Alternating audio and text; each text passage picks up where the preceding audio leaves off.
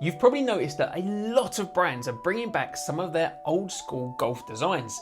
A few weeks ago, Adidas drops the CourseCup, an update to their 1980s classic. But I wondered, do they actually feel and perform like a modern golf shoe or like a pair of outdated ones? So I bought a pair, played some rounds in them, and I've got some thoughts. Because if Adidas nailed the look of these shoes and the comfort and the performance, well, these could be some of the best retro releases yet, and possibly better than their own MC80s. Let's find out. So let's start with the design.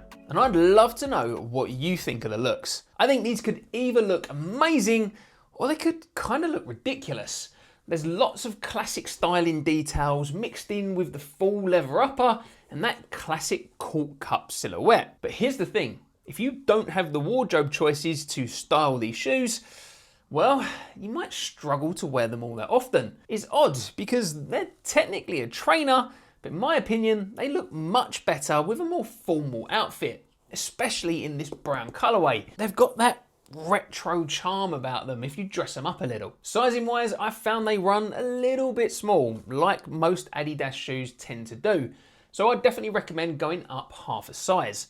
There's a nice amount of room in the toes, which is good, and actually quite surprising for Adidas because they're normally a little bit more on the cramped side. But these aren't necessarily the most secure around the ankle. I actually considered using the extra holes to tie these shoes in an ankle lock so I'd get a little bit more security from them. I kind of felt that my foot was kind of moving quite a bit at the top of the shoe. Now, underfoot, these shoes are pretty firm.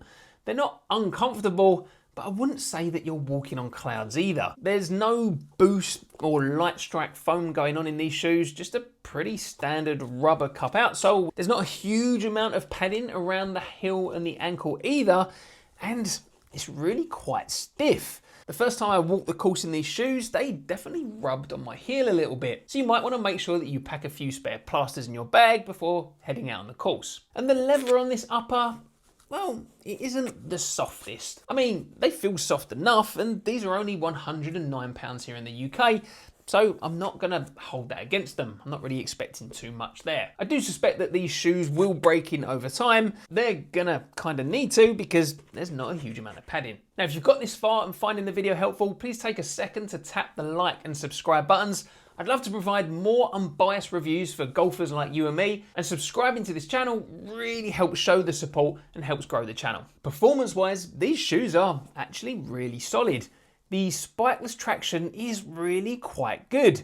It's a mixture of these larger nubs on the outside and then these smaller claws in the Gripmore insert, and they work really well out on the course. Now, when you combine this outsole with the cup design that isn't necessarily the softest, with that upper as well, you actually get a pretty stable golf shoe for your swing. Now, they're not packed with fancy tech to maximize the energy transfer, but unless that really matters to you, you're probably going to be absolutely fine playing around a golf in these. I did my usual waterproof test, pouring 300 milliliters of water over the upper and the bottom of the tongue and laces. And as you can see here, the upper was absolutely fine, but a fair amount of water did go through the laces. So I would say that these are waterproof, but they could let in some water on a particularly wet day.